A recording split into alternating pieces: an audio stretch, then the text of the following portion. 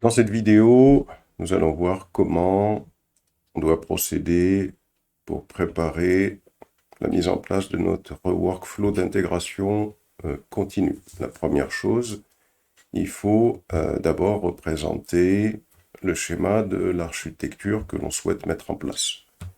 Alors par exemple, pour ça on peut aller sur Internet, on peut taper UML Latino, comme ça. Et là, on arrive sur un outil gratuit. Voilà. On clique sur Start UML Latino Now. Et là, on a un outil qui va nous permettre de pouvoir schématiser l'infrastructure qu'on souhaite mettre en place.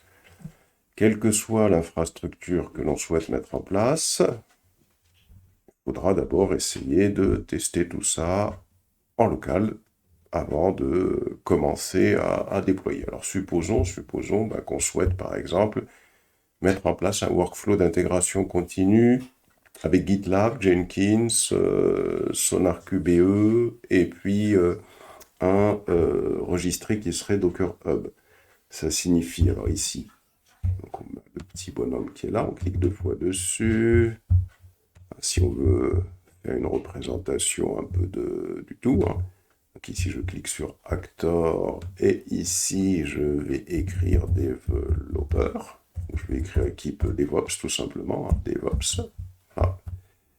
C'est le DevOps, il peut y en avoir plusieurs. Si je double-clique dessus, je peux en avoir encore un autre. Voilà.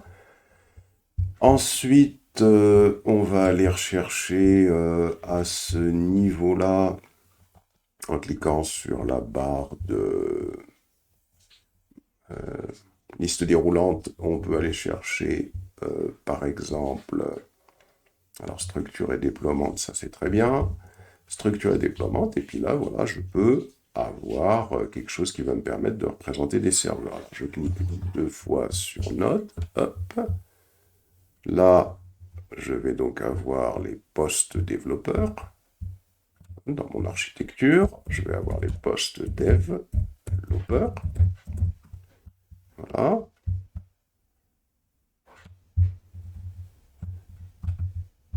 Je vais avoir, alors si je double-clique 2 fois ici, je vais avoir par exemple GitLab. Je vais avoir serveur GitLab. Je vais avoir un serveur Jenkins.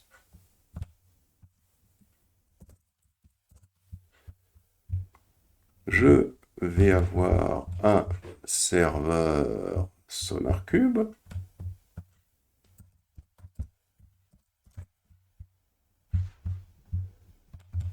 Je vais avoir un serveur PostgreSQL, par exemple. Mais bon, on peut laisser SonarCube tout seul sans indiquer qu'on va avoir PostgreSQL. On va plutôt mettre, par exemple, un registry.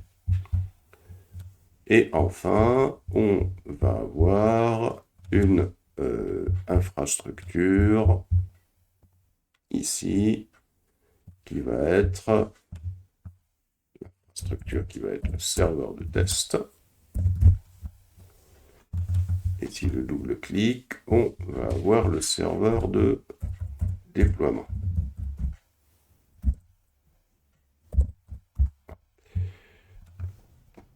Ensuite, je peux faire des liaisons entre tout ça. Donc là, je vais aller rechercher. Je vais remonter sur Use Case, tiens. J'ai des petites flèches. Je double-clique sur la flèche. Et puis là, je peux la récupérer. Voilà, pour dire que les développeurs travaillent sur leur poste. Je double-clique sur la petite flèche encore pour pour la dupliquer. Voilà. Je double-clique et je peux faire une liaison. Il peut y avoir plusieurs postes développeurs, mais on en représente un seul. Hein. Je double-clique pour faire ma petite flèche entre GitLab et Jenkins. On peut faire un peu d'espace. Hop. Hop, ici. Je double-clique sur la petite flèche pour ramener ça ici. Je double-clique sur la petite flèche pour ramener ça à ce niveau-là. Là, je double-clique encore pour pouvoir indiquer qu'il va y avoir une liaison entre le registry et puis, alors c'est pas tellement ça, ça va plutôt être, on va monter Sonar QBE en haut, c'est Jenkins qui va se charger plutôt d'être en liaison avec le registry. Voilà.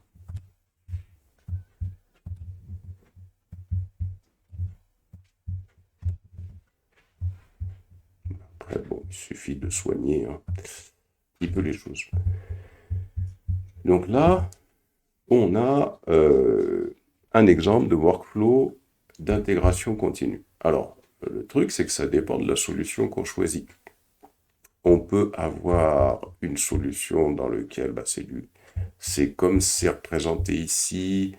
On va avoir un GitLab, donc plusieurs possibilités. Hein.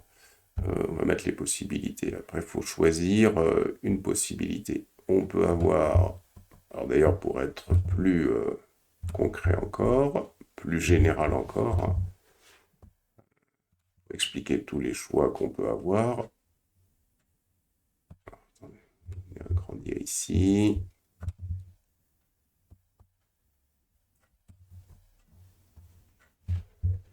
Là, on va agrandir ici, et là, on va agrandir ici. Voilà.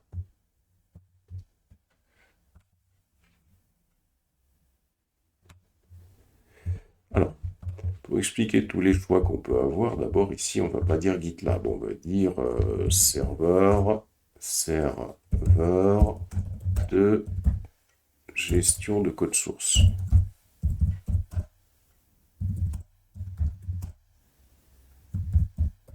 On va le faire sur 2 lignes. Comme ça. C'est-à-dire qu'on aurait pu mettre SCM, hein, tout simplement, hein, Management Code Source, SCM. Alors ce serveur de code source, puisque dans toute implantation qu'on va mettre en place, on a un serveur de code source. Donc là, on a au choix, hein, donc là bien sûr, en fonction du choix qu'on va faire, on ne met pas serveur de gestion de code source, on mettra directement le nom du serveur. Hein. Mais pour dire les choix qu'on peut faire, ça peut être soit du GitLab.com par exemple, directement du GitLab sur Internet. Ça peut être ici un GitLab sur EC2, hein, donc sur un serveur, sur le cloud. Ça pourrait être un GitLab ailleurs. Hein. Ça peut être un ça peut être un GitHub. Ça peut être du Big Packet. Non. Ça peut être du GitHub. Donc là, on a le choix en fonction du choix que vous faites. Donc là, il faudra supprimer tout et laisser que le choix que vous allez faire. Ensuite, ici, le Jenkins, on peut avoir, ici j'ai oublié que ça pourrait être du code commit. Hein. Voilà. Ensuite, ici, au niveau du Jenkins, on peut avoir, ça va être un serveur de build, on va appeler ça serveur de build, c'est lui qui fait les builds. Ça peut être du Jenkins, Ça peut être du GitLab CI. Ça peut être du code build. Ça peut être du GitHub Action. GitHub Action. Voilà. Ou ça peut être autre chose. Hein. Bien sûr, ça peut. L'essentiel, c'est que ça joue le rôle de serveur de build. Ici, Sonar Cube, donc là, ça veut dire que c'est un serveur code qualité. Donc, ça peut être ici Sonar QPE sur EC2, par exemple. Là, on pourrait installer ça sur EC2. Ça peut être du Sonar Cloud. Ça pourrait être également pas de sonar du tout, hein, pas de sonar QBE du tout. Mais alors, dans ce cas-là, si on décide de ne pas mettre de sonar QBE du tout en place, dans ce cas, on intègre dans le pipeline, hein, qui peut être le Jenkins file ou autre chose, hein,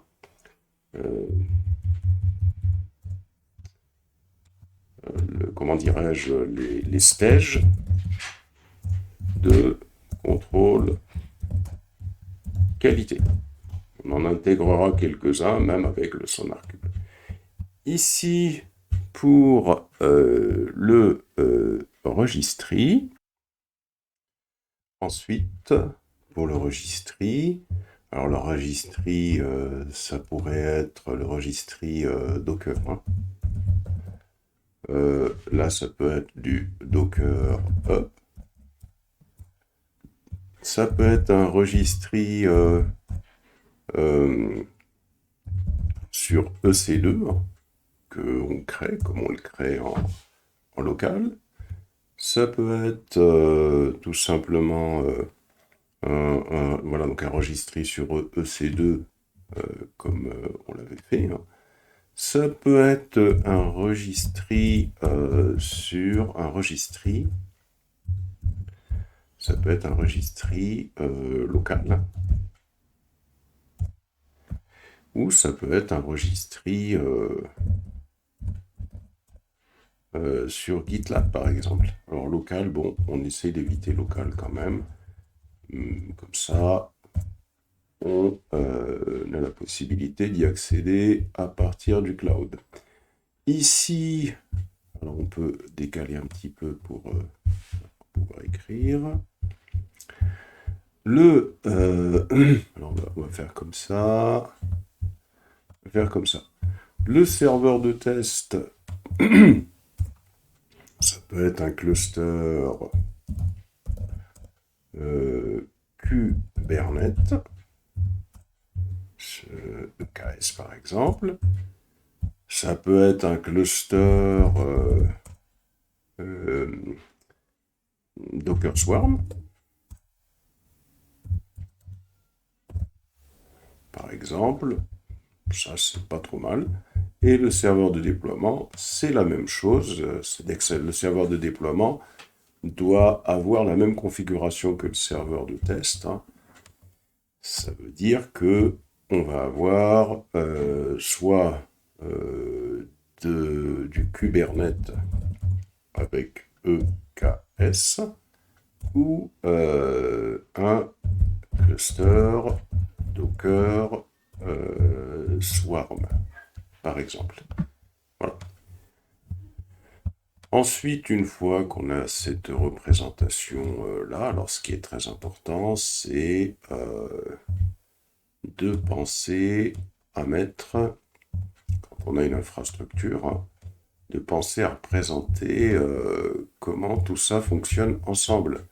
Donc là, par exemple, à ce niveau-là, ici, là, on a une relation entre le poste développeur et le serveur de code source, hein. On va avoir ici, on va y arriver, il va falloir l'écrire ici, on va aller se chercher on va venir ici, hop, je clique là-dessus, et alors, on clique ici, je clique là, et quand je clique là, normalement, c'est ça. Vous voyez, donc on peut écrire quand on clique sur quelque chose pour dire par exemple qu'on aura un protocole SSH hein, ici qui va permettre de pouvoir communiquer entre le poste de développeur et gestion de code source. Ici, entre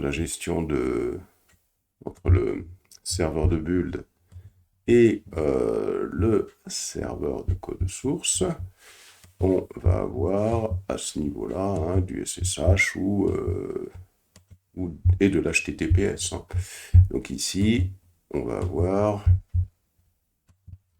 du SSH et virgule HTTPS. On peut mettre sur le schéma Webhook indiquer qu'il y aura cette notion de webhook. Alors tout dépend de ce qu'on choisit. Si on a du GitLab CI, il n'y a pas de webhook qui tienne, puisque c'est le même serveur. Si on a du Jenkins, il y aura du webhook. Donc là, tout dépend de la technologie qu'on utilise. Voilà. Ensuite, ici, entre le serveur de code qualité et le serveur de build ici, où ça dépend, est-ce qu'il y a une relation avec GitLab CI. Donc là, on aurait par exemple ici du SSH HTTPS et cette notion de webhook. Voilà. Avec le registry Docker, ici, entre le serveur de build et le registry Docker, on va avoir du HTTPS. Entre le serveur de test et le cluster, ici, hop, on va avoir de l'HTTPS et on va avoir du SSH ici. Même chose ici, on va avoir de l'HTTPS et on va avoir du SSH, par exemple. Donc là, ça permet déjà d'expliquer un petit peu l'infrastructure qu'on va mettre en place. Alors bien sûr, ensuite, on peut rechercher des choses pour symboliser le cloud. Hein. Si on va sur Advanced Drawing, par exemple, voilà, on a quelque chose hein, ici que l'on peut travailler pour symboliser le cloud, par exemple. Mais déjà, l'objectif, c'est de faire un choix. En fonction du choix qu'on fait, on travaille. Ça, c'est la première des choses. Là, on a un schéma qu'on peut expliquer. Voilà, les développeurs travaillent et bien sûr, rien n'empêche sur un schéma de compléter le schéma avec les technologies hein, qu'on va utiliser. Par exemple, ici, pour le poste développeur, on peut indiquer que sur les postes développeurs, il y aura un IDE. On peut indiquer également qu'il y aura du Docker, par exemple. On peut indiquer qu'il y aura du Vagrant. On explique un peu toutes les technologies qu'on met en place, qui vont être utilisées par les développeurs et par les DevOps. Donc là, on peut ajouter encore, ici, hein, puisque tout ça va être utilisé, on peut ajouter qu'il y aura par exemple du Terraform, qu'il y aura également de l'Ansible. On peut indiquer également sur ce poste développeur qu'il y aura, alors si vous faites du Python, il y aura du Python. On peut indiquer sur ce poste développeur, en fonction de la technologie travaillée, qu'il y aura du Spring Boot, peut-être, hein, ça dépend de ce qu'il y a. Et ici, on peut indiquer qu'il y aura tout simplement à ce niveau-là également, par exemple, du WordPress, hein, s'il y a du WordPress, par exemple. Voilà. Donc tout dépend de ce que vous allez choisir comme architecture. Mais là, voilà, moi j'ai construit quelque chose de général. Donc là, l'objectif, ce sera de faire un choix. Après, l'objectif, ce sera de détailler un peu ce schéma, parce que lorsqu'il va être présenté, l'idée, ce sera de détailler tous les composants qui vont être construits. Par exemple, si je prends un cluster EKS, donc en allant par exemple sur Internet, lorsque je tape AWS EKS par exemple, et puis j'ajoute ELB, un load balancer, on sélectionne image, on voit qu'il y a une image intéressante, on voit qu'il y a une image intéressante ici, hein, qui apparaît, dans lequel je constate tiens, que j'ai un VPC, un Virtual Private Cloud, qui va mettre, qui existe hein, sur Internet. C'est ça qui permet de segmenter les réseaux sur AWS. On voit qu'il y a le load balancer, hein, qui va permettre tout simplement de faire office de, comment dirais-je,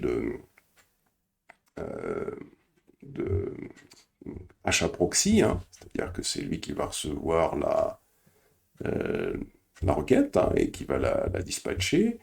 De plus, ici, on voit qu'il y a la WS Load Balancer Controller Ingress. Donc, ça veut dire que quand je vais lancer une requête sur le serveur EKS, par exemple www.exemple.com, HTTPS, pour pouvoir envoyer une requête pour demander à Kubernetes de pouvoir me renvoyer un résultat pour m'afficher par exemple l'application PET Clinic, eh bien le contrôleur ingress, hein, on a vu que par rapport à cette requête-là, il va tout simplement l'analyser dans une sorte de table de routage hein, pour savoir vers quel service il devra orienter ça.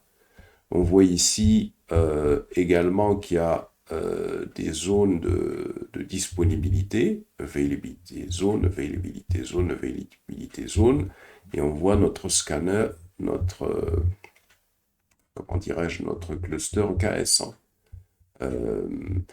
On voit également que dans ce cluster EKS, il va y avoir des pods. Alors les pods, on sait ce que c'est, hein, c'est ce qui permet de faire fonctionner des conteneurs dans un cluster Kubernetes. Il peut y avoir des services, et puis là on voit également la notion d'auto-scaling, hein, c'est-à-dire que si l'application est très sollicitée, eh bien on va pouvoir avoir des réplicas hein, qui vont se mettre en place. Et donc ce schéma-là, ce schéma qui explique le fonctionnement du cluster Kubernetes que vous allez mettre en place. Ben, il va falloir ici, au niveau de la configuration que vous avez présentée, il va falloir le détailler. Ça veut dire que à ce niveau-là, on peut faire des petits schémas, hein, c'est-à-dire que rien n'empêche d'aller essayer de dessiner. Alors, je ne vais pas le faire maintenant, hein, mais rien n'empêche d'aller essayer de dessiner quelque chose qui va s'apparenter à ce qu'on a vu sur le net à ce niveau-là. Il n'y a rien qui empêche de faire ça, pas de problème. Donc ça veut dire que ici, au niveau de notre cluster Kubernetes, il faudrait représenter le composant ELB, hein, le load balancer, tel que on le voit ici. Il faudrait à ce niveau-là, ici, ELB ingress. Ingress, il va falloir en parler. On a vu qu'il faut représenter le VPC. Il faut représenter le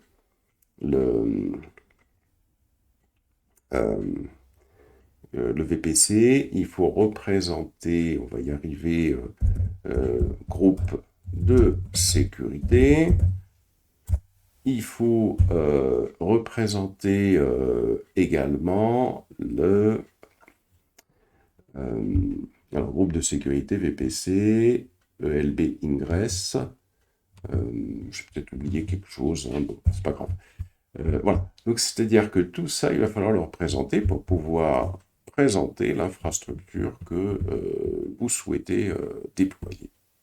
Et donc, quand on arrive à l'examen, pas de problème, on peut donc expliquer, voilà, comment se présente l'infrastructure que je vais déployer. J'aurai donc les équipes DevOps qui vont travailler donc sur des postes. Hein. Les développeurs auront à leur disposition un IDE qui sera installé avec tous les logiciels dont ils auront besoin, en particulier le logiciel Spring Boot, hein, ou WordPress, hein, pour ceux qui travaillent sur WordPress. De plus, Docker Vagrant seront installés sur la machine, puisque ça permet aux développeurs de mettre en place des environnements de test sur leur machine pour pouvoir mettre au point les Jenkins files, les Docker files rapidement, comme s'ils étaient dans un environnement réel, ou les GitLab CI. Hein, là, c'est en fonction du choix qu'on fait. De plus, dans ce que j'ai choisi de mettre en place, je vais utiliser par exemple un serveur SCM de gestion de code source sur Internet, qui sera par exemple gitlab.com. Dès que le développeur poussera le code sur le serveur de gestion de code source, eh bien, ce code sera récupéré par un serveur de build. Donc moi, j'ai choisi par exemple Jenkins. Hein. Pour que ça puisse se faire, il faut paramétrer, bien évidemment, la liaison SSH hein, entre le serveur de build et le serveur de gestion de code source. De plus, j'ai mis en place des webhooks hein, qui sont des composants qui permettent, hein, dès que une opération de push va se faire sur le serveur de gestion de code source, eh bien Jenkins sera informé de cette opération et il saura qui devra déclencher le pipeline correspondant. Enfin, j'ai mis en place un serveur Sonar QBE. Bien évidemment, donc il a fallu paramétrer la liaison SSH entre le serveur de build et le serveur de code qualité. J'ai mis en place au niveau de Sonar QBE un webhook. Ça permet, lorsque Jenkins envoie le code sur le serveur de code qualité hein, pour que celui-ci vérifie hein, tout ce qui est lié à la sécurité statique, hein, donc sécurité de type SAST, hein, c'est ce qu'on a vu, permet, quand il contrôle également la qualité du code, eh bien, s'il y a réussite, si les tests passent bien, Jenkins sera informé grâce à ces webhooks qui sera mis en place. Si ça se passe mal, s'il y a échec, alors Jenkins sera informé également et le pipeline prendra fin. Enfin ici, j'ai mis en place dans ma structure un registry Docker. Ça permet à Jenkins lorsque Jenkins a effectué tous les stages de compilation, de test, ça va lui permettre de construire une image qui sera prête à être déployée sur un serveur de test. Et donc cette image Docker est envoyée, poussée sur un registry qui sera le Docker Hub. Ensuite, dans la solution que j'ai mis en place, Jenkins va déployer à partir du registry l'image, va déployer un conteneur qui sera basé sur mon image, et à partir de là, sur un serveur de test, et sur ce serveur de test, qui sera un cluster Kubernetes, par exemple EKS, il va y avoir un certain nombre de tests qui vont se mettre en place, à savoir des tests d'intégration, des tests de performance de code, des tests d'acceptation. Donc, rien n'empêche également, quand on fait un diagramme de déploiement comme celui-là, d'indiquer sur ce diagramme de manière globale ce qui va se faire. C'est-à-dire que ici, par exemple, vous voyez, il va y avoir, si je peux l'indiquer plus bas ici, c'est-à-dire qu'il va y avoir des tests qui vont se faire à ce niveau-là. Bien, voilà donc schéma global. Donc il faut que vous fassiez un choix. Alors nous, on va partir sur... alors d'abord, une fois que vous avez fait ça, vous pouvez l'exporter.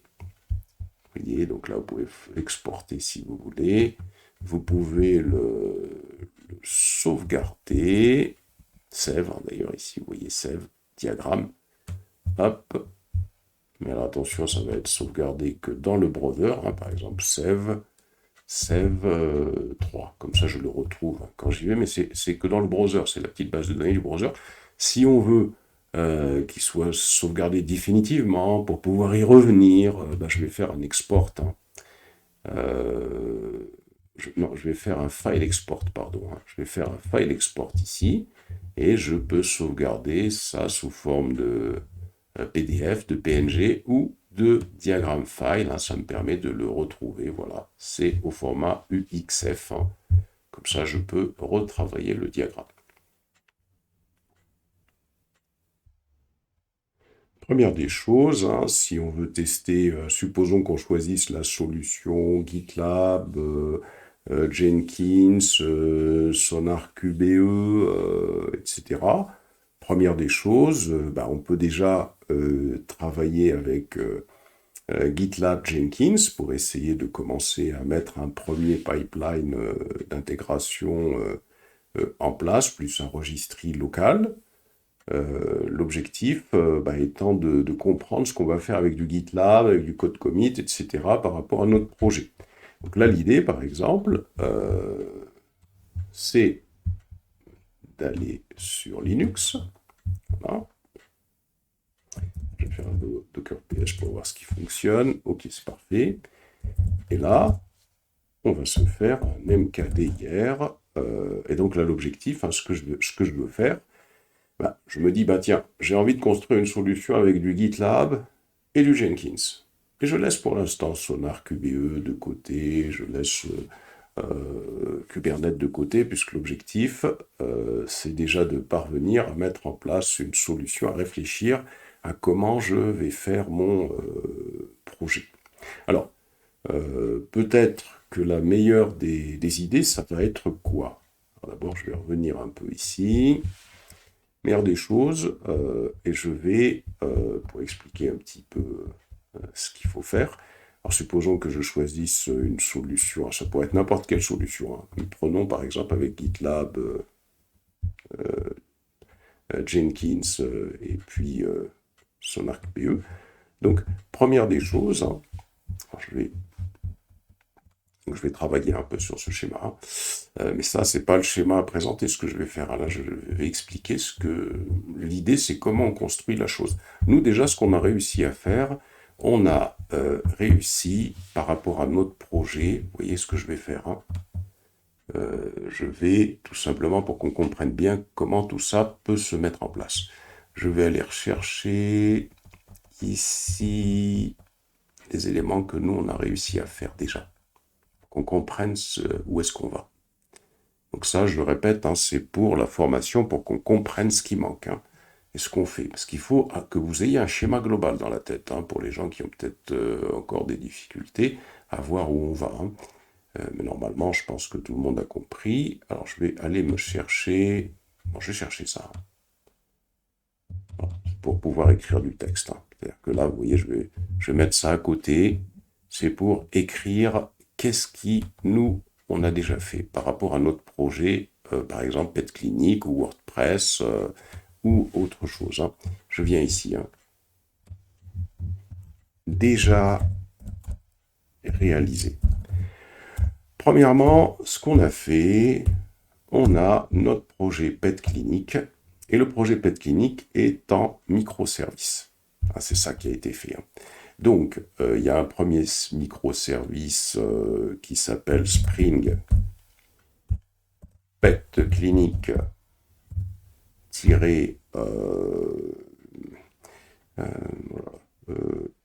alors attendez, on va y arriver, admin-serveur. Ensuite, il y en a un autre qui s'appelle, hop, celui-là, c'est le projet Spring Pet Clinic config-serveur. Le projet Spring Pet Clinic, on va avoir ici Discovery Server et on va avoir Spring Pet Clinic. Alors, je vais les voir sur Internet, sur ma machine, parce que je ne sais plus.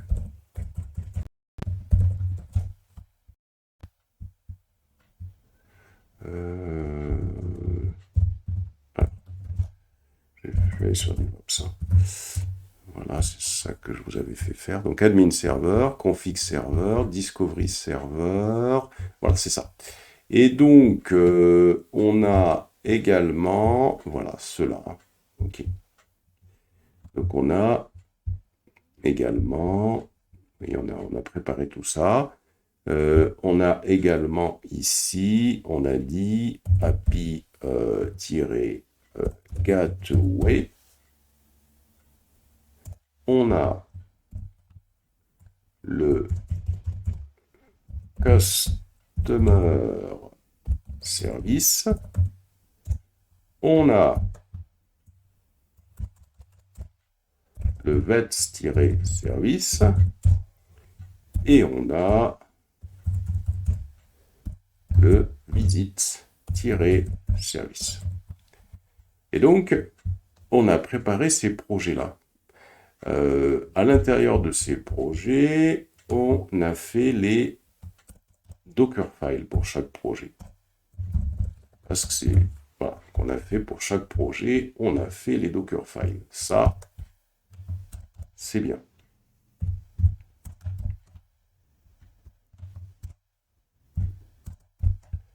Voilà. Ici. Ça. Donc ça, on sait construire l'image de chacun de ces éléments-là. Deuxièmement, une chose qui est importante, c'est qu'il y a un fichier qui s'appelle pom.xml. Alors je vais l'écrire plus bas, avec chacun des projets, un pom.xml par projet. Alors c'est quoi les pom.xml hein? C'est tout simplement les fichiers utilisés par Maven, hein, qui est un logiciel qui permet de gérer le cycle de vie d'une application Java. Ou Spring Boot, hein, c'est la même chose, c'est du Java. Donc, ça c'est bien, c'est super intéressant parce que il y a un pom.xml. À quoi il va nous servir ce pom.xml? Et à l'intérieur, ça, c'est pas encore fait. On va faire un pas encore fait, mais ça va pas compliqué. Pas encore fait. Dans pom.xml, on va pouvoir ajouter des, comment dirais-je, donc des dépendances pour faire des tests de code qualité et de sécurité dans notre produit. Ça, c'est super intéressant, c'est-à-dire que c'est à l'intérieur de pom.xml qu'on peut ajouter d'autres types de tests.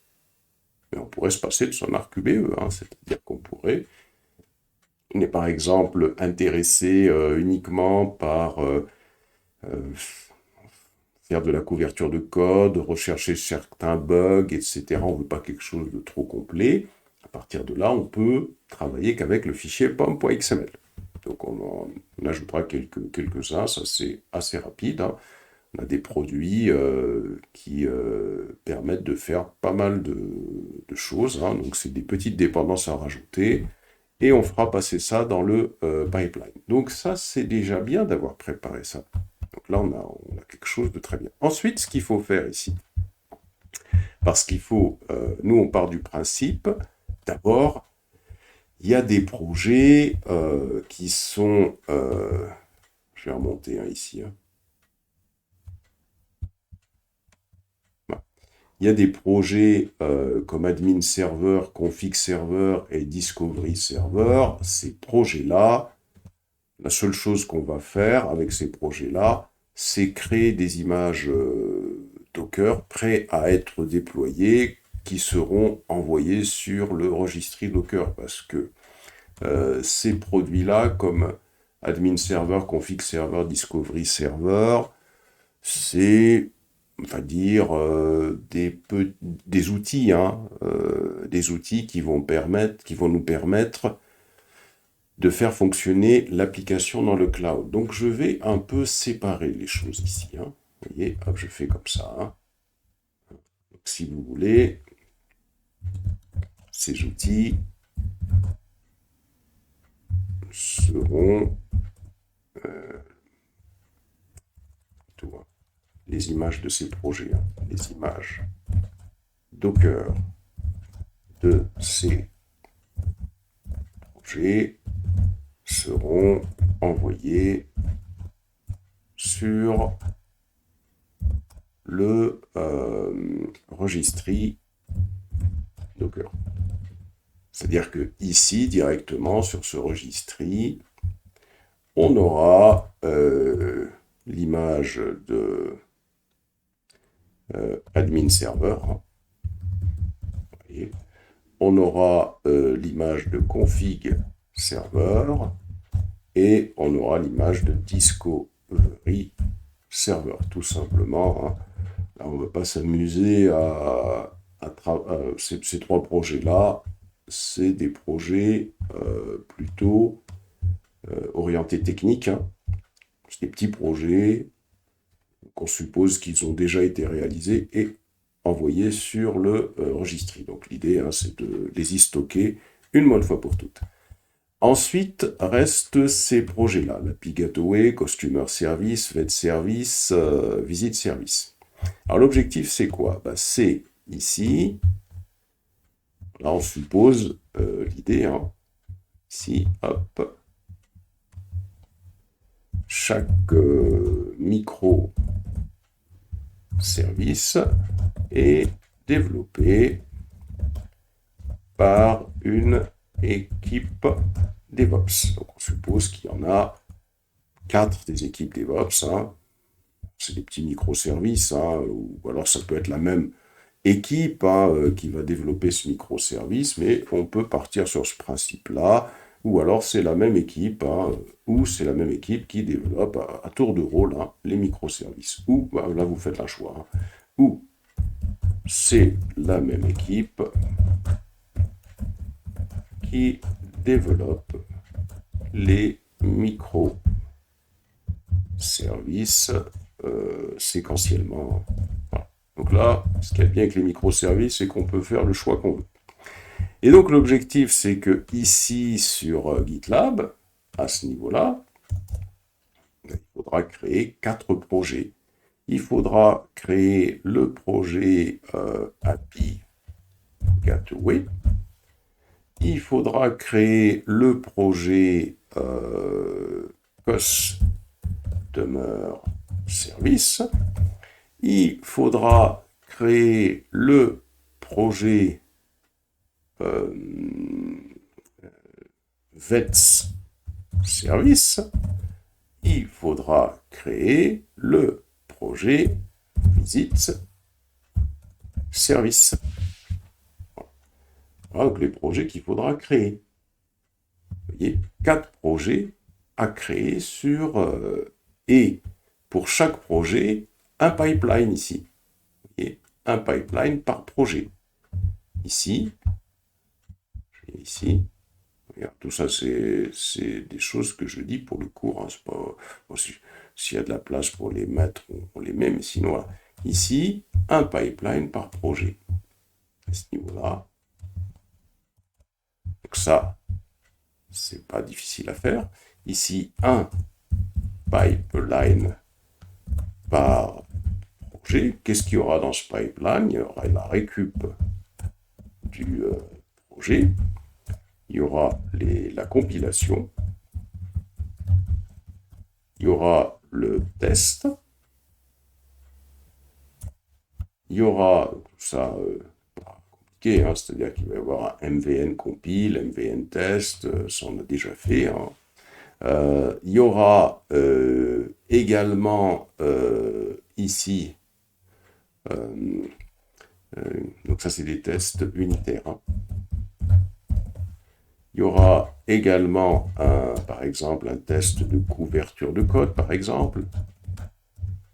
On pourra mettre un test de sécurité, par exemple. On pourra mettre un test, c'est possible, un test d'acceptation, pas pour tous. Test d'acceptation, comme quoi ben, on récupère bien les données, ce sera possible de faire ça également. Et ensuite, il va y avoir le build du projet. Hein. Il faut le builder hein, pour pouvoir avoir le jar. Et ensuite, il y aura la construction de l'image. Et il y aura envoi de l'image sur le registry. J'ai peut-être oublié, si vous faites du SonarCube ici, il y aura les tests SonarCube. Vous voyez, donc, il suffit de faire ça pour un seul. Hein. Pas très compliqué. Hein. L'idée, c'est déjà de commencer à faire cela. Il faut aller doucement. Et ensuite, une fois qu'on a fait ça, pas de problème. Donc, c'est-à-dire qu'on va se retrouver à un certain moment ici. Hein, donc, quand les pipelines seront construits, hein, quand les pipelines seront construits, on aura donc les images ici. Donc, on aura l'API Gateway. Et on aura le Customer-Service. On aura le Vets-Service. On aura le Visit-Service. Alors, si c'est une seule équipe qui travaille, réellement, c'est dans ce sens-là que les pipes vont se faire. C'est-à-dire, on va d'abord travailler sur Customer Service ensuite Vet Service, ensuite Visit Service, et c'est qu'à la fin l'API Gateway, puisque l'API Gateway doit communiquer avec les 4 microservices. C'est dans ce sens-là que ça doit se faire.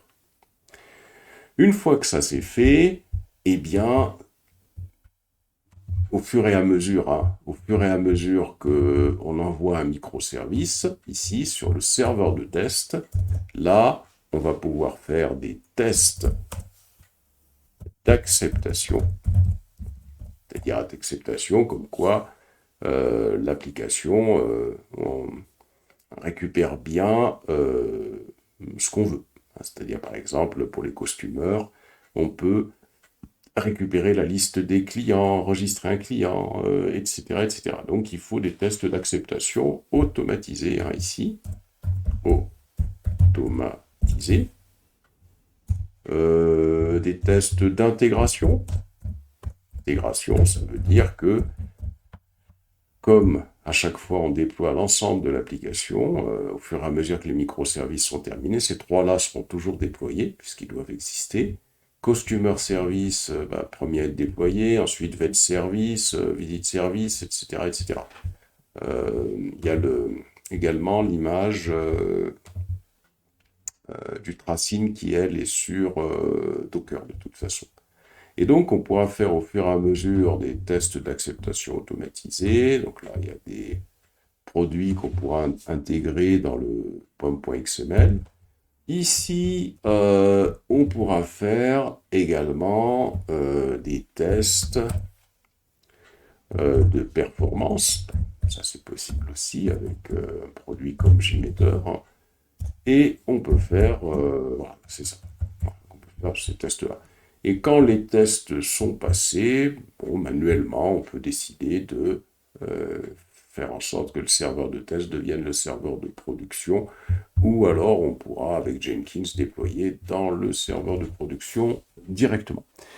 Voilà donc ce qui manque à faire. Donc réellement, une fois que c'est fait pour un seul microservice, une fois que c'est fait pour Customer Service par exemple, c'est terminé, puisque c'est exactement le même pipeline qui va exister. Et donc ça veut dire que une fois qu'on est fort de tout ça, on sait déjà comment on va procéder.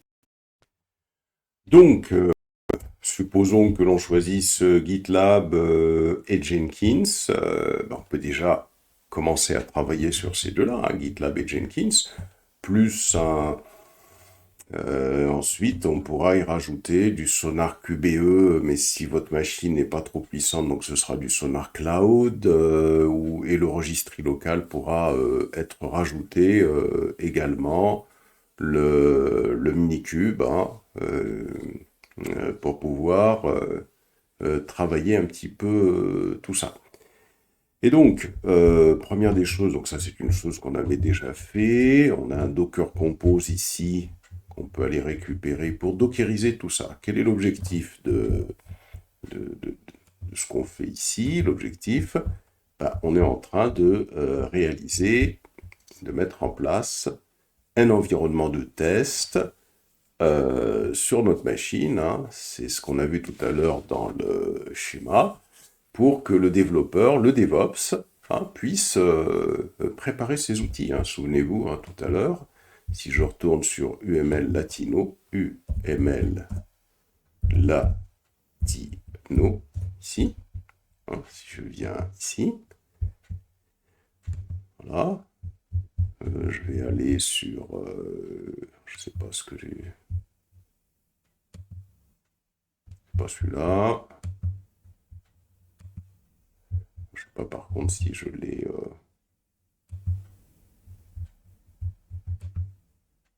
C'est peut-être celui-là.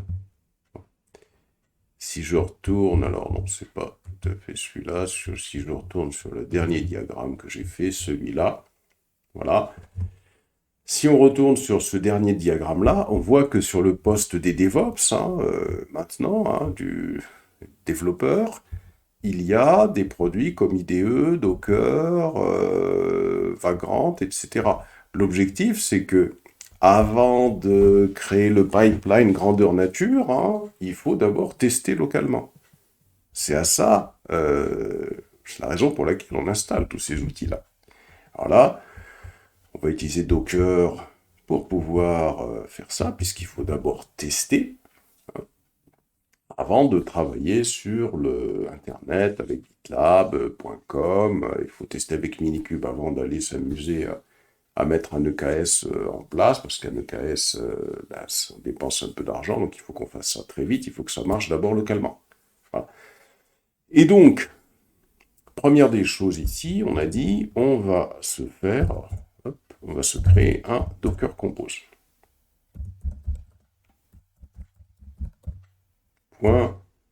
.yml. Et on va coller tout le code qui va permettre de mettre en place notre pipeline d'intégration continue. Alors, des choses qu'on va enlever, on va juste travailler pour l'instant avec Jenkins et GitLab, mais là, donc on se souvient, ça c'est la version de Docker Compose. Ici, on va définir un certain nombre de services, c'est-à-dire qu'avec Docker Compose, c'est des services qui vont être mis en place. Premier service, il s'appelle Jenkins. Ce service Jenkins, voici sur quelle image il se base. Voici quel sera le nom du conteneur, le nom d'hôte de la machine. On demande à ce que le conteneur soit tout le temps redémarré. Et voilà comment seront mappés les ports. Le port du conteneur, 80-80, il sera mappé à 80-81. Et voici les volumes. Ça veut dire quoi? Ça veut dire que ici, on map le volume var_run docker sock de la machine locale au volume var_run docker sock de la machine du conteneur. Pourquoi? Ça va permettre d'utiliser comment dirais-je, la commande Docker pour pouvoir, pour que Jenkins puisse construire des images à partir de Dockerfile. Souvenez-vous ici, dans le schéma, on a un Jenkins qui doit construire l'image avec un build et qui doit la pousser sur le registre. Mais pour ça, il faut qu'il puisse utiliser Docker. Or, Docker, si vous vous souvenez, on va venir ici, Docker. Si vous faites Docker, ici, ce qu'il faut se souvenir concernant Docker, voilà. Hop, on a le schéma. Vous voyez comment fonctionne Docker. Docker, il est constitué, donc si on veut, d'un Docker host.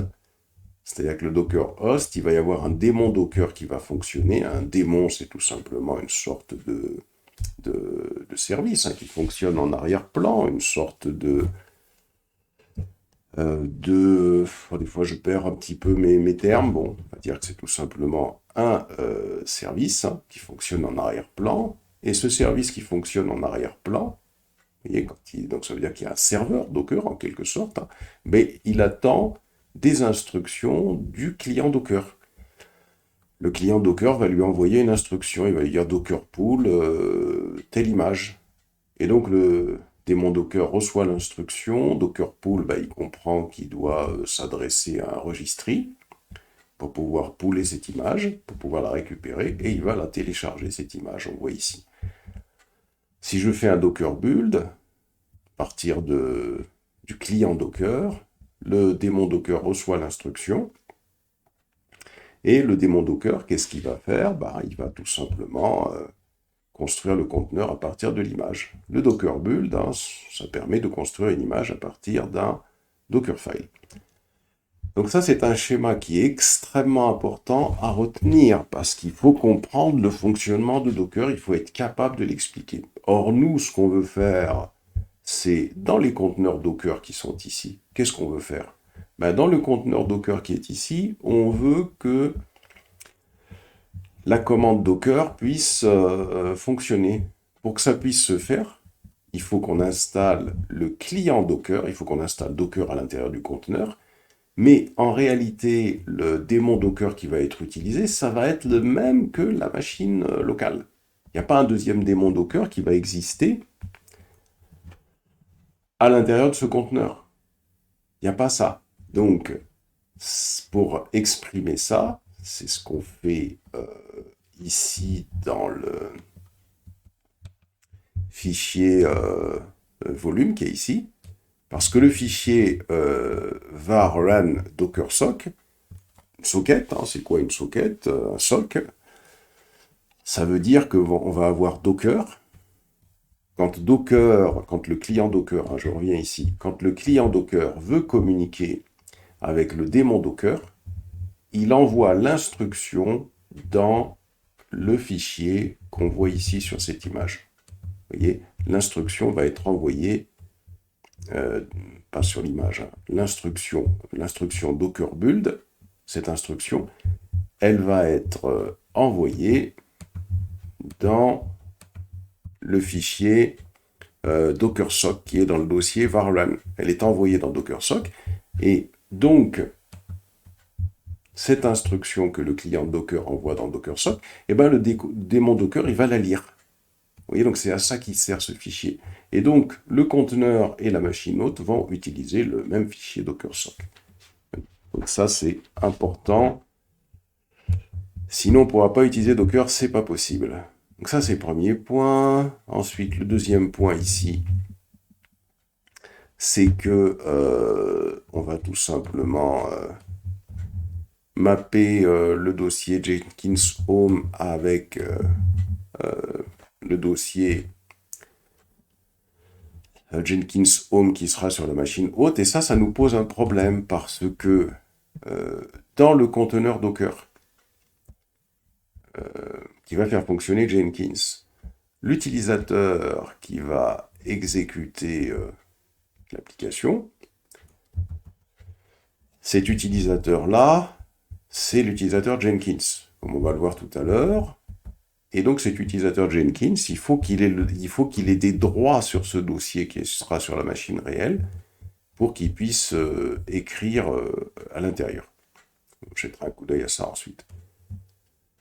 Ensuite, ici, on définit l'adresse IP du conteneur et on indique que la machine Jenkins sera capable de communiquer avec la machine gitlab.example.com qui aura telle adresse IP et la machine sonarqbe.example.com qui aura telle adresse IP. On aura le conteneur GitLab également, hein, qui va être ici. Et donc, je ne vais pas faire l'explication pour le conteneur GitLab, c'est le même principe. Ce qu'on va effacer par contre, c'est le conteneur SonarQBE pour l'instant. On ne va pas travailler avec ça tout de suite. On va le supprimer. CTRL-K. On supprime PostgRE qui est nécessaire qu'à SonarQBE et on laisse le réseau, puisque network, hein, puisque ce réseau-là, ce sera un réseau Docker de type bridge, hein, qui aura pour adresse réseau cette adresse-là. Et c'est sur ce réseau de type bridge que seront connectés les conteneurs GitLab et Jenkins, qui est un petit peu plus haut. Alors une fois qu'on a fait ça, on sauvegarde et on fait un docker-compose app-d. Et là déjà, on va pouvoir... alors qu'est-ce que j'ai fait? Ah, donc il me dit qu'à la ligne 9, il y a un problème. Donc sûrement quand j'ai effacé, peut-être ligne 9, 1, 2, 3, 4, 5, 6, 7, 8, 9. Ah bah, bizarre ça. Pourquoi il y a un problème sur le Docker Compose. Hop. Peut-être... alors, je vais jeter un coup d'œil. Hein. Alors, on va commencer. Je vais ouvrir le fichier dockercompose.yml. Je vais supprimer tout ce qu'il y a à l'intérieur. CTRL-K. Et je vais retourner pour aller copier-coller. Voilà.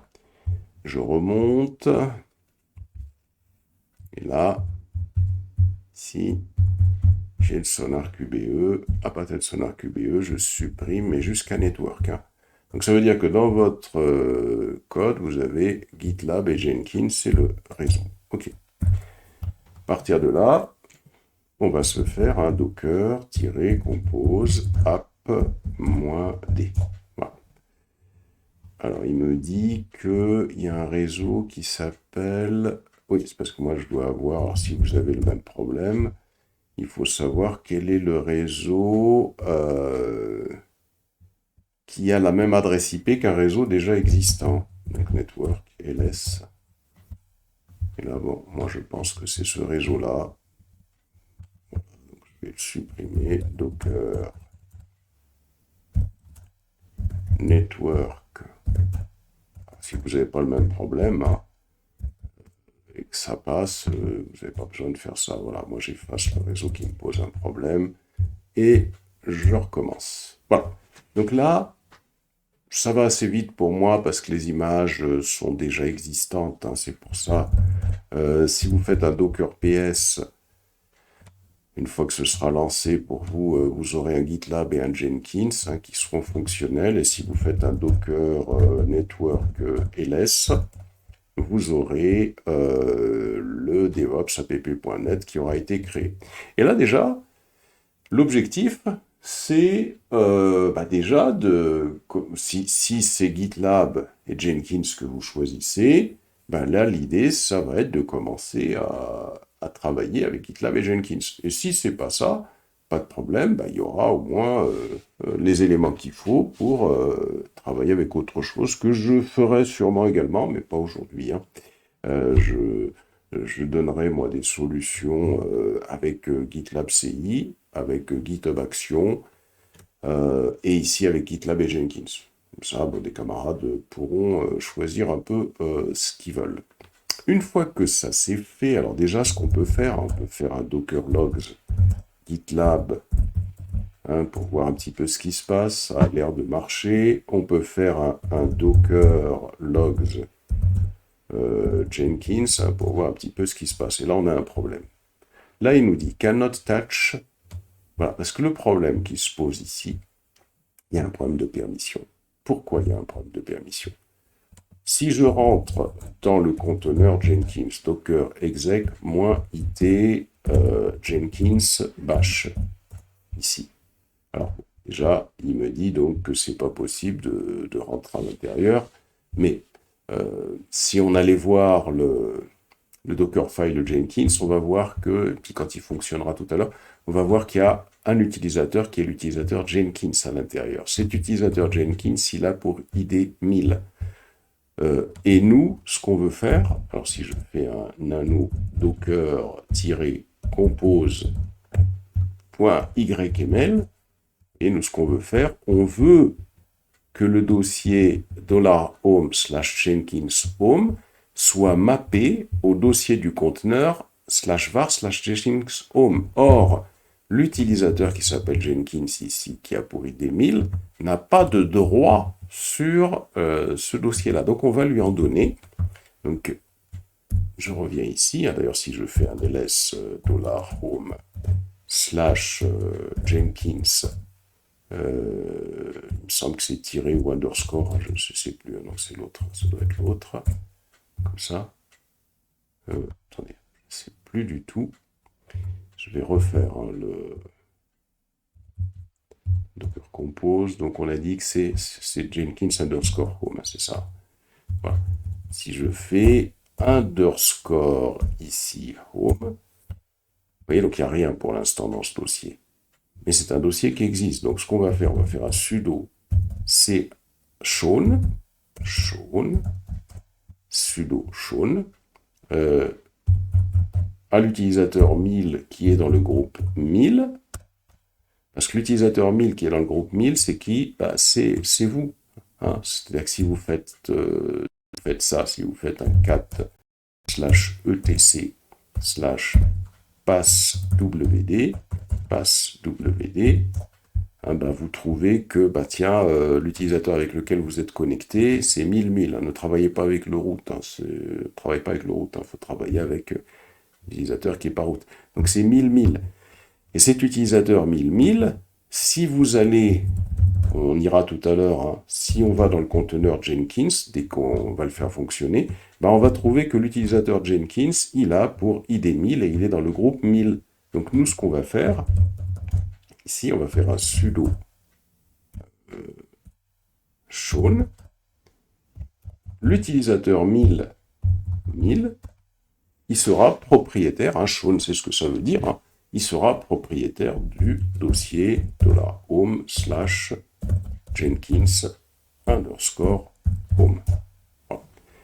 Si on fait ça, normalement, si je fais un docker logs Jenkins, voilà, faut attendre un peu si ça ne débloque pas la situation. Pourquoi ça ne débloque pas la situation? On va faire un docker restart Jenkins. Allez, je refais ça. Voilà. Voilà. Donc là, ça débloque la situation. Vous voyez? Donc ça, c'est super intéressant de comprendre ça. Et d'ailleurs, maintenant, hein, si je fais un docker exec -it et que je rentre dans le conteneur Jenkins que l'on vient de créer, ben, on voit que l'utilisateur, c'est bien Jenkins. Et si je fais un cat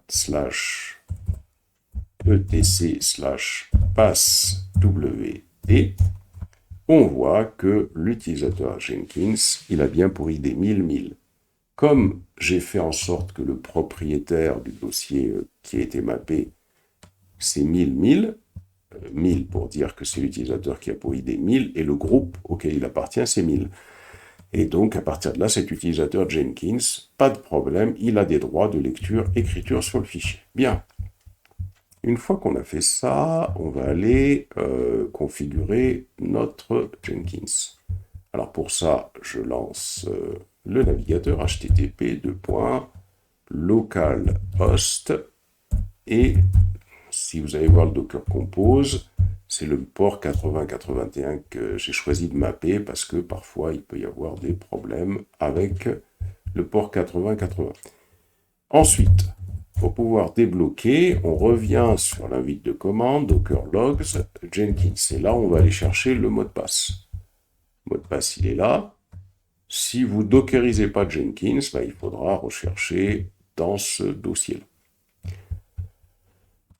Alors, je reviens ici, je colle ce mot de passe et je clique sur continuer. Voilà. À jour, je vais installer les plugins suggérés. Voilà. Donc ça va permettre d'installer Jenkins. C'est-à-dire qu'on va avoir un Jenkins en local. Ça sert à deux choses.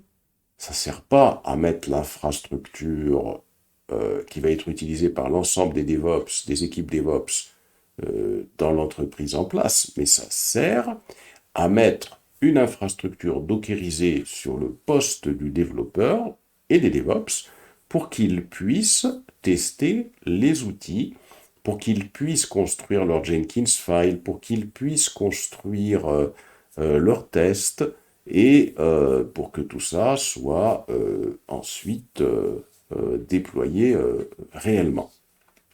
Ça permet, le fait de faire ça, ben, de pouvoir mettre au point ce que vous allez utiliser. Hein, ça permet de le mettre au point dans un environnement réduit. Alors maintenant, quand on choisit de travailler plutôt avec code commit, code build, etc., ça va déjà nous servir à quelque chose. Et ensuite, on pourra mettre ces outils code commit, code build, je ne me souviens plus, en place. Quand on choisit de travailler avec GitLab CI, ça va nous servir également. Voilà. Le nom d'utilisateur ici, je vais faire mousse, tiens. Voilà. Mot de passe, je vais lui faire 1, 2, 3, 4, 5, 6, 7, 8. Je vais confirmer le mot de passe, 1, 2, 3, 4, 5, 6, 7, 8. Le nom complet, je vais faire mousse. Voilà. Et donc, je descends l'adresse de courriel. Je vais faire... l'adresse de courriel. Je fais sauver et continuer. Et sauver et terminer. Et je vais commencer à utiliser Jenkins. Donc ça, c'est le premier point. Ensuite, pour GitLab, il suffit de faire http://localhost deux points. Là, par contre, on va avoir du 400, je crois, 80. Il me semble, c'est sur ça que j'avais plutôt mappé. Voilà. Hop, j'aboutis sur GitLab. Le problème de GitLab, c'est que j'ai pas le mot de passe. Route, donc il faut aller sur Internet. On va faire GitLab password route, par exemple. Comment on fait pour trouver ça? Route password, on peut aller quelque part. Hein. Voilà, il faut chercher hein, pour se rafraîchir la mémoire. Bon, normalement, parce que c'est pas des choses qu'on retient. Enfin, moi, je les retiens pas. Voilà, donc là, in guide, oui, on a quelque chose qui nous guide à ce niveau-là. On nous a donné le mot de passe, le lien pour avoir le mot de passe. Alors, deux choses, soit on va sur les dossiers mappés, mais on va rentrer dans GitLab, tiens. Alors, on rentre dans GitLab, docker exec -it. Si votre GitLab n'était pas dockerisé, ben, on va directement sur le dossier. C'est comme là si je rentre dans une machine. GitLab, bash, je fais ça, et là, qu'est-ce qu'on m'a donné sur le site? Ils m'ont donné cette adresse-là. Alors, je vais faire un cat, et je vais coller. Et là, hop, j'ai le mot de passe qui est là. Le mot de passe du root, il est là. Hop, on le récupère, le mot de passe du root. Voilà, vous faites un bouton droit et vous allez le copier, le mot de passe du root. Donc vous revenez sur votre GitLab. Sur votre GitLab root, premier utilisateur, et je vais coller le mot de passe. Alors bien sûr, comme ce mot de passe est compliqué, bon, l'idée c'est quand même d'aller le changer. Hein. Donc ce qu'on va faire, on va venir ici, à ce niveau-là. Alors des fois c'est plutôt ici. Hein. Voilà. Ici, on va aller sur Préférences, on va aller sur Compte. Alors, qu'est-ce que j'ai ici? J'ai le nom d'utilisateur. Bon, on va aller sur Password. Et Current Password. Current Password, vous voyez, je peux récupérer le password actuel pour le root. Hein. Voilà, ici, comme ça. Hop. Et je vais tout simplement le coller ici. Et je vais mettre le nouveau password. Alors par contre, on va faire, faut que ce soit un peu complexe. Donc un grand A par exemple, un petit Z, E-R-T-Y, 1, 2, 3 étoiles par exemple. AZERTY, 1, 2, 3 étoiles par exemple. A, Z, E-R-T-Y. 1, 2, 3 étoiles. Alors attention, hein, si on est dans un environnement véritable, il faut des mots de passe complexes à deviner. Hein. Voilà. Là, je vais cliquer sur Save Password, et donc je vais pouvoir me reconnecter en route, cette fois avec un mot de passe que je maîtrise. Donc, AZERTY en minuscule pour le reste, 1, 2, 3 étoiles. Voilà, je signe.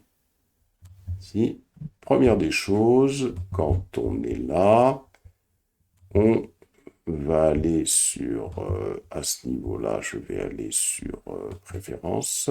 C'est bien, je vais aller sur Compte. Alors, sur Compte,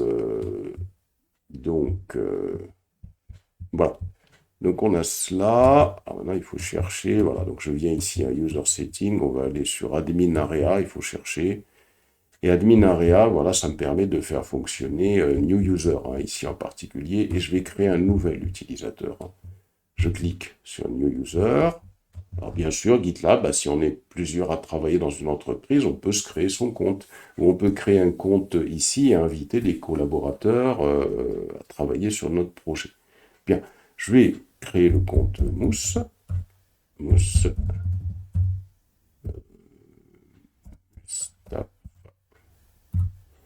Unsi 2020@gmail.com. Voilà, je crée mon adresse email, et autant en mettre une vraie. Hein.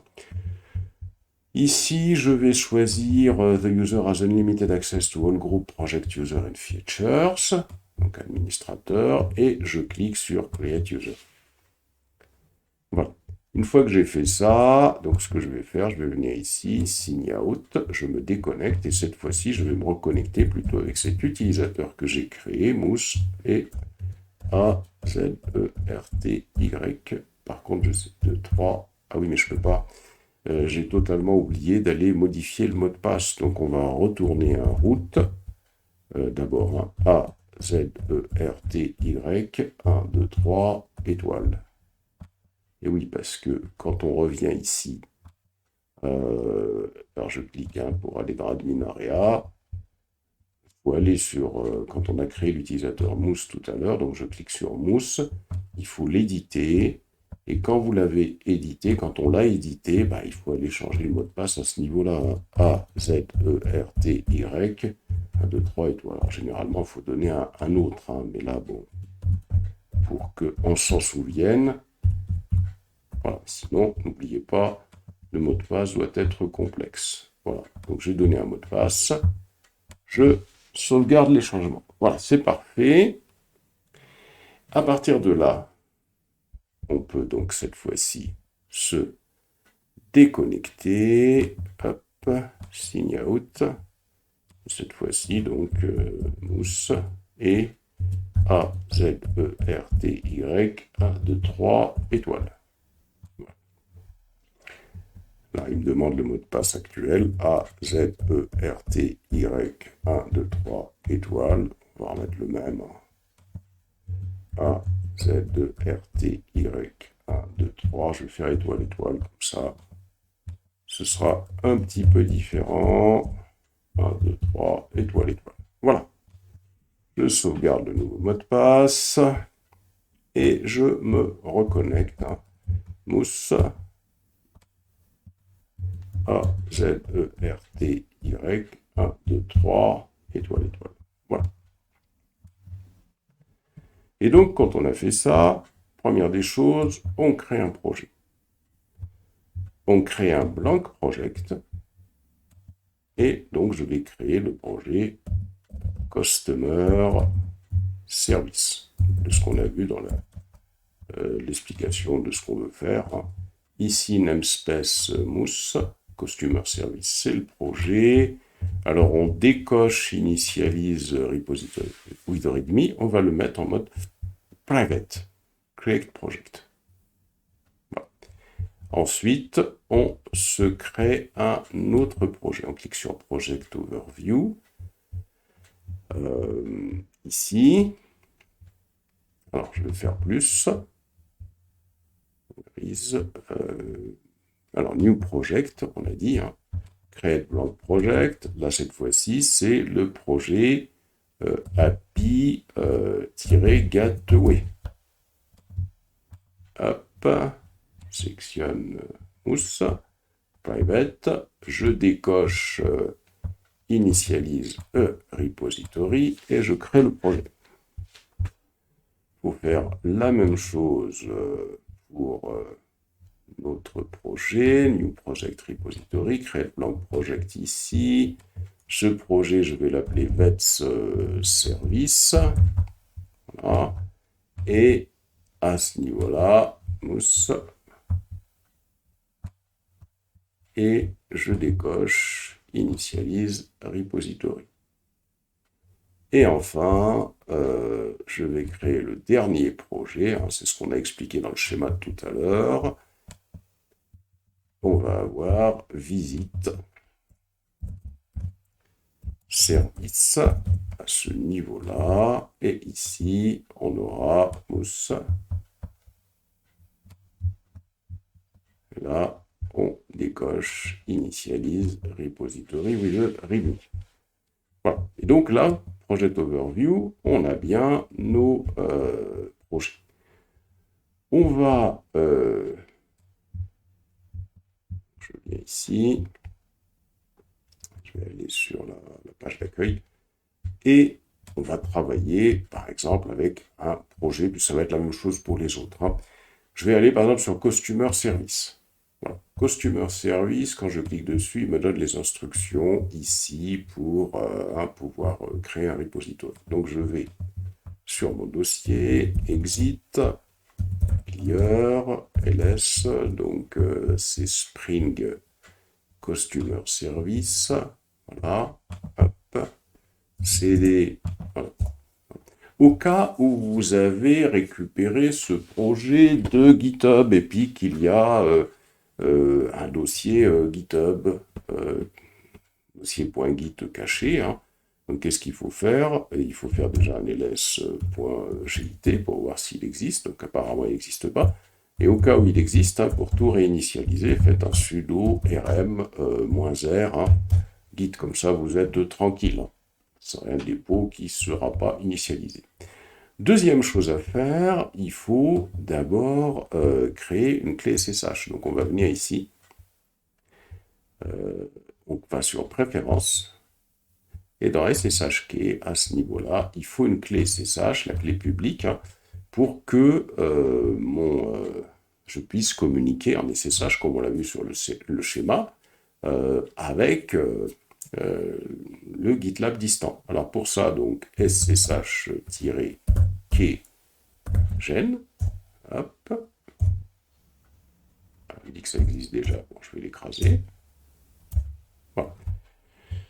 Là, il nous a donné l'endroit où se situe notre clé, un clear, et on va faire un cat, on colle, et on va à la fin pour mettre point pub, la clé publique, hein, qu'il faut envoyer sur hein, souvenez-vous, hein, si je fais un ls et puis que je vais jusqu'à .ssh à ce niveau-là, et hop, je fais ça, j'ai bien une clé privée, j'ai la clé publique, j'ai le fichier des non-hosts, hein, c'est-à-dire les autres que j'ai autorisés à communiquer avec moi en SSH. Hein. Donc je refais hein, le cat pour la clé publique, je récupère cette clé publique, je la récupère bien, hein, voilà, je récupère tout, bouton droit, je retourne sur GitLab, et là, à ce niveau-là, dans Key, je colle la clé. C'est parfait. Ça, c'est la première des choses à faire. Mais on a une deuxième chose à faire. Deuxième chose à faire, il faut faire un docker inspect du GitLab.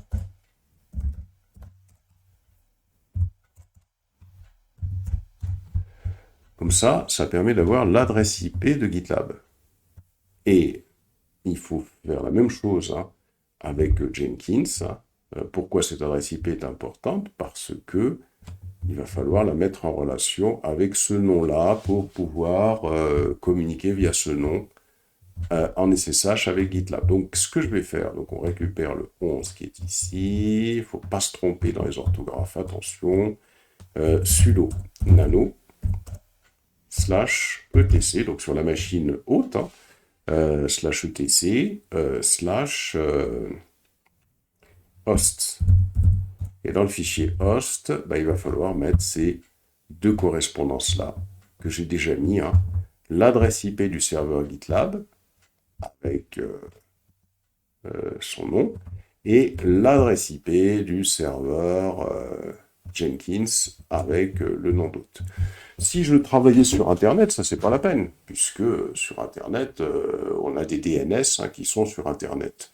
Donc quand on fait un push vers gitlab.com, ce qui va se passer, c'est qu'il va y avoir un DNS sur Internet qui va être interrogé, hein, puis à partir de là, pas de problème, ça va être, vous allez pouvoir communiquer avec le GitLab sur Internet. Là, le problème, c'est que le GitLab, je l'ai créé en local, et je lui ai donné ce nom-là.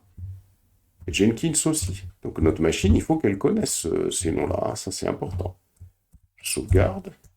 Voilà. Maintenant qu'on a fait ça, retournons sur notre GitLab. On va revenir sur les projets. Donc je présume que ça va, faut venir ici. Voilà, projets ils sont ici. Et j'ai Customer Service. On a dit que c'est sur celui-là que je voulais travailler. Je descends jusqu'à l'endroit où il y a marqué push n'existing folder. Et je vais récupérer toutes ces instructions, le git-init, et c'est sur la branche main que ça va se faire, le git remote add origin, ce qui va se passer, c'est que ma branche locale sera suivie à distance par cette branche, cette branche-là, hein, sur ce serveur-là, sur cette adresse-là, JTAG point pour ajouter tous les fichiers du dépôt local, du dossier hein, dans lequel il y a mes codes au repository local. Le git commit-m initial commit pour mettre à jour le repository local sur ma machine. Hein. Je ne suis pas encore sur le gitlab.com hein, qui est supposé être distant, même s'il est dockerisé. Donc ça va être mis à jour. Et puis le git push, -set upstream origin main, ça va permettre de pouvoir synchroniser la branche locale avec la branche distante hein, qui est celle-ci. Hein. Hop, je fais un bouton droit, je copie, c'est très important les explications que je viens de donner. Sur chaque instruction Git, il faut être capable de les expliquer. Voilà. Alors, par contre, alors ce qu'il me dit ici, moi j'ai une erreur que vous ne devriez pas avoir, mais bon, quand par exemple le git push ne s'est pas bien déroulé, parce que peut-être il y avait déjà une clé précédente, il vous donne une instruction pour vous dire bon, bah, qu'il faut mettre à jour le fichier des non-hosts. Donc je sélectionne, je colle, voilà, et je vais refaire la dernière commande, le git push qui n'avait pas fonctionné, donc je fais yes, voilà. À partir de là, si je vais sur le GitLab distant et je rafraîchis, on a bien mon projet qui est ici. Et il va falloir faire ça pour tous les autres projets, parce qu'on suppose qu'il y a des équipes DevOps distinctes qui fonctionnent. Mais l'idée, c'est d'aller jusqu'au bout d'un déjà. Ensuite, on va se rendre sur Jenkins. Sur Jenkins, on est connecté. Là, l'objectif, c'est d'abord, dans un premier temps, de créer des credentials, puisque l'objectif, c'est que Jenkins puisse communiquer avec GitLab. Donc, pour que Jenkins puisse communiquer avec GitLab, on va se rendre dans le serveur Jenkins, on va créer une clé publique-privée, et la clé publique qu'on va créer dans Jenkins, on va l'envoyer sur GitLab pour que Jenkins puisse communiquer avec GitLab en mode sécurisé. Parce que ce qu'on a fait tout à l'heure, c'est juste d'envoyer la clé publique de notre machine locale. Donc là, pour l'instant, c'est uniquement le poste du développeur. Hein, si je reviens sur le schéma ici que j'avais fait avec UML Latino, vous voyez ce que je viens de faire là. Ce que je viens de faire, c'est UML Latino, celui-là, c'est parfait. Ce que je viens de faire, j'ai créé la clé SSH ici. C'est-à-dire là, pour l'instant, j'ai fait... c'est-à-dire que là, pour l'instant, j'ai ça, le poste du développeur et le GitLab qui peuvent communiquer ensemble. Mais il faut qu'il y ait la même chose ici. Donc sur Jenkins, je vais créer un couple de clés privées-publiques, et la clé publique de Jenkins, je vais la donner à GitLab. Comme ça, ils pourront communiquer en SSH. Allez, on y va. Hop. Première des choses que je vais faire un docker exec -it, et je vais faire Jenkins, et je vais faire bash. Une fois que j'ai fait ça, je vais faire un ssh-kgen.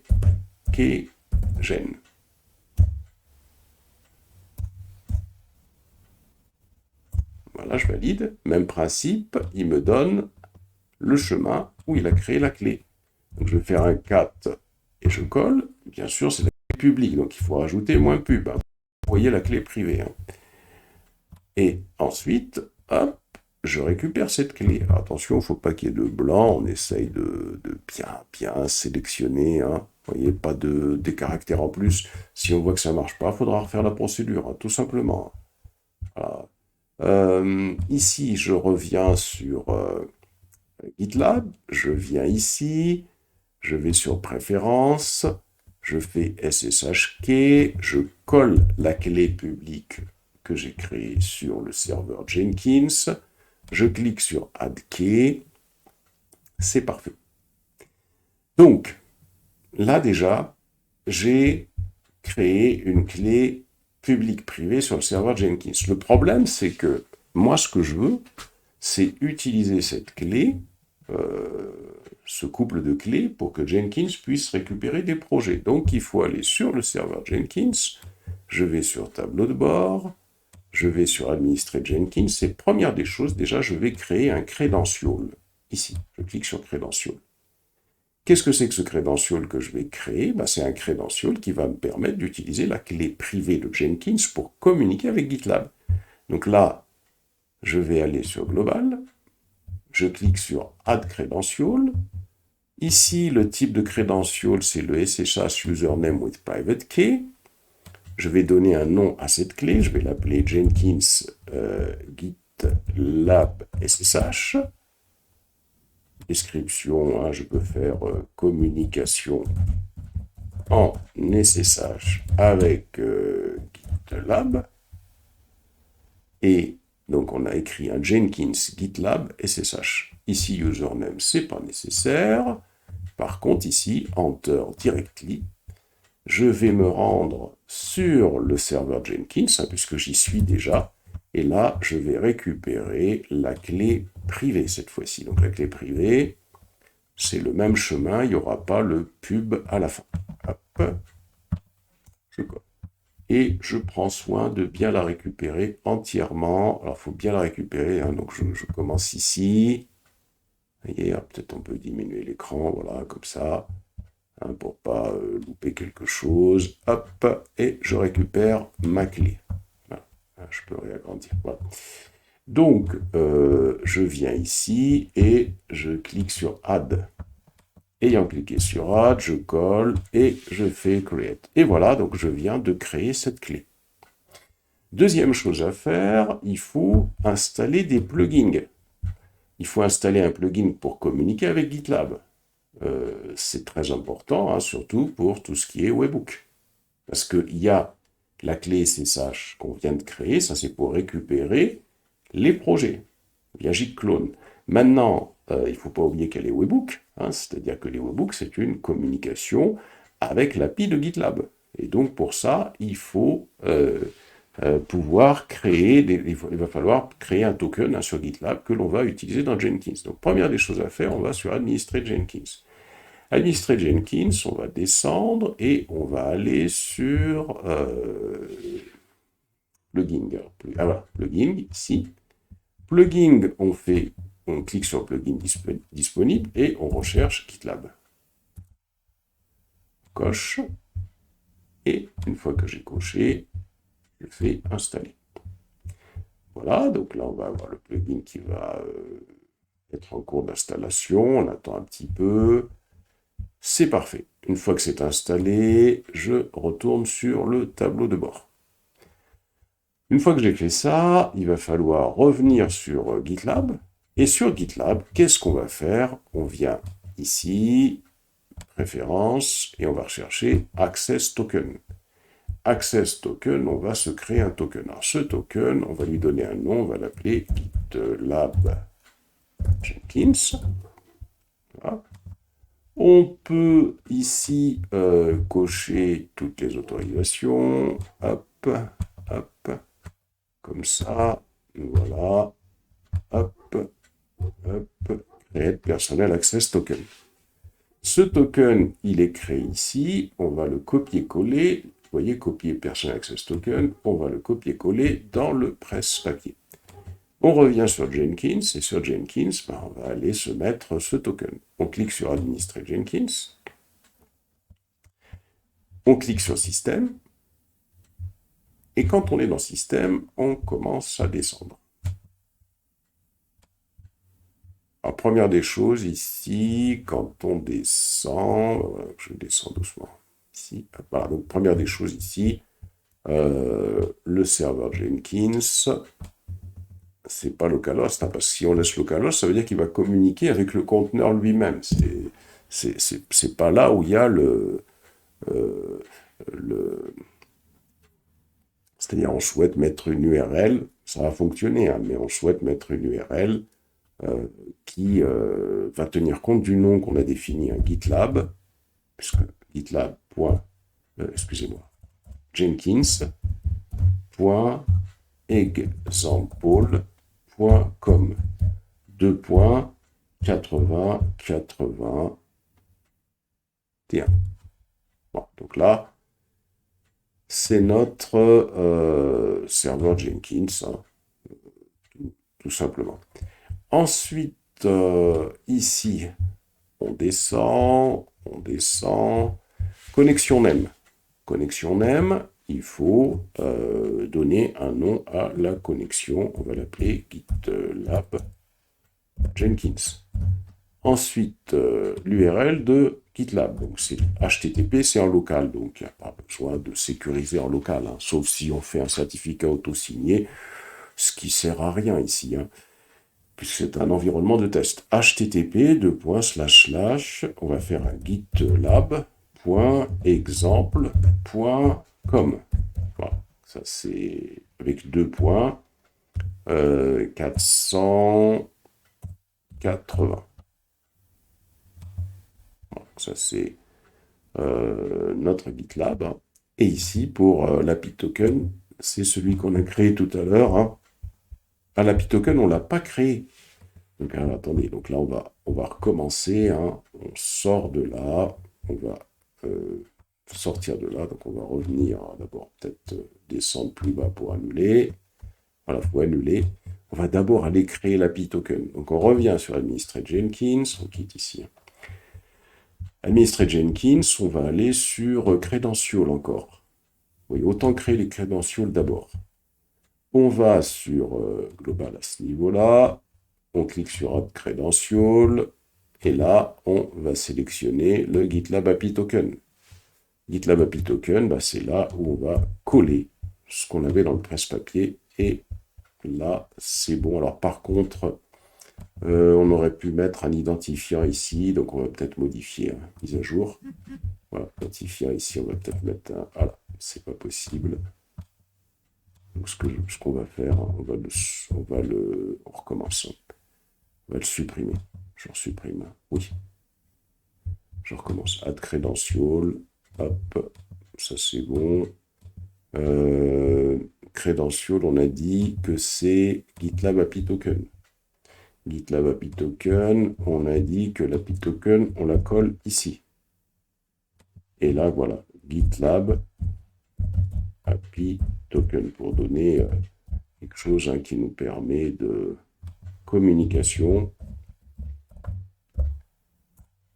avec l'API de GitLab, ce qui est différent que la communication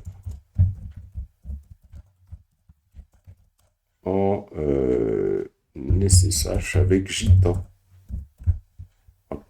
On clique sur Create.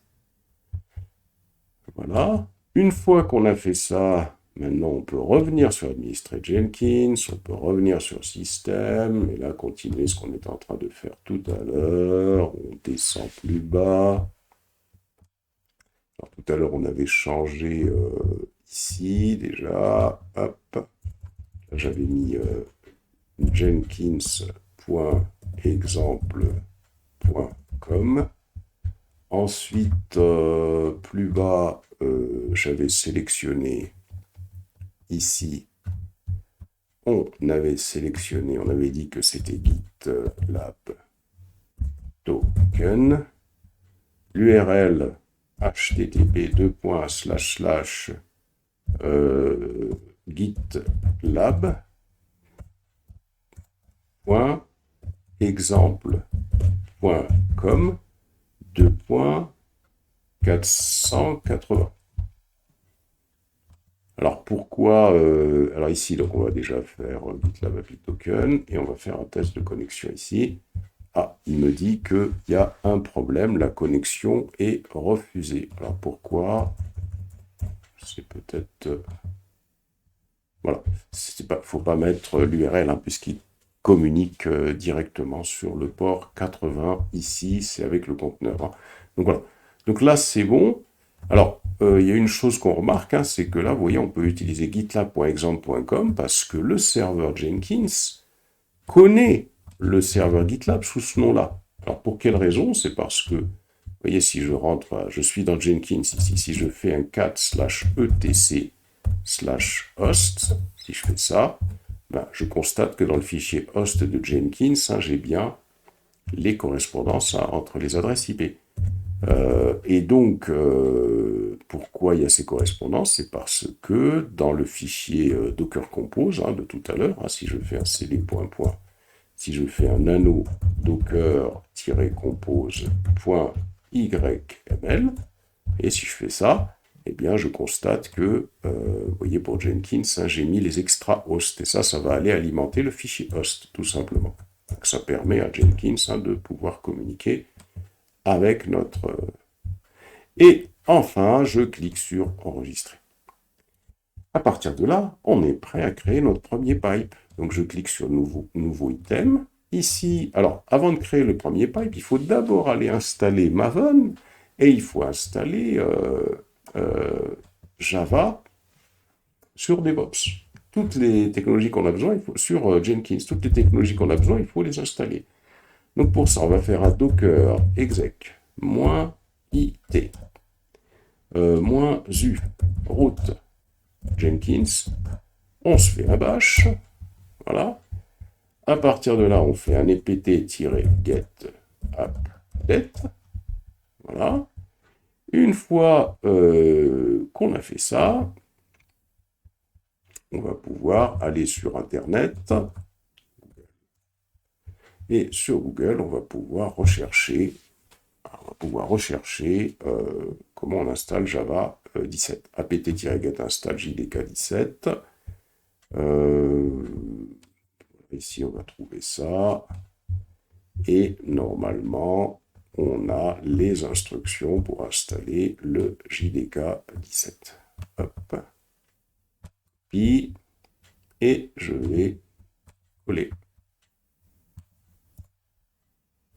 Voilà, on valide.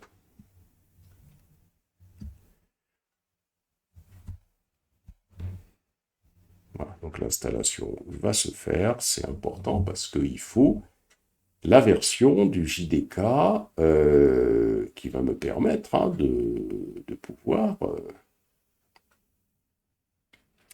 exécuter mon pipe. Puisqu'il faut faire du MVN compile, il faut faire du MVN test, il faut faire pas mal de choses. Une fois que ça c'est fait, je vais pouvoir voir est-ce que Maven existe, MVN. Maven n'existe pas. apt-get install Maven. Voilà, on y va. Donc Maven aussi, il faut l'installer. Une fois qu'on a fait ça, on va pouvoir aller construire notre pipeline sur Jenkins. Donc je reviens ici. Donc ici, je vais écrire customers-service. Voilà. Pipeline, je clique sur OK. Une fois que j'ai cliqué sur OK, je descends plus bas. Alors ici, je peux cocher d'ores et déjà build when a change is pushed to GitLab, mais là, il faudra construire un e-book. On fera pas obligatoirement maintenant. Et ensuite, ici, c'est le pipeline script. Alors, pipeline script, on peut aller se chercher normalement un script. Voilà, pour faire déjà la partie des compiles et des tests. Par exemple, ici, on peut avoir le pipeline. Voilà.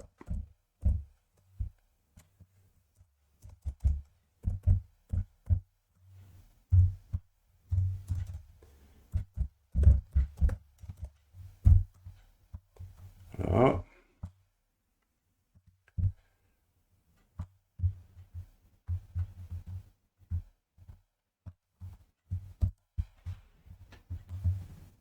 On revient ici, on colle.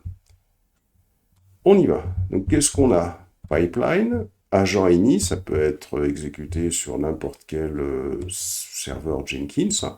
On donne le chemin du JDK 17, vous voyez, pour pouvoir utiliser le Java qu'on a installé. D'ailleurs, si je récupère cette URL-là, si vous faites un copier, si vous avez installé comme moi, si vous faites un ls et vous collez, le chemin n'existe pas. On me dit, alors attendez, donc là j'ai un problème.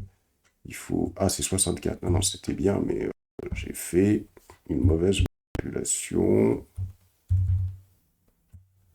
C'est assez ls. Et j'ai pas pris le 4 avec moi à la fin. 4. Voilà. Eh bien, le chemin qui existe, c'est dans ce chemin qui a été installé Java 17. Hein. Comme ça, quand on utilise Java, bah, on sait que c'est ce Java qui est dans ce chemin-là. Et on ajoute bien sûr le path qui était déjà préexistant. Java Home, bah, c'est le Home du Java qu'on a installé.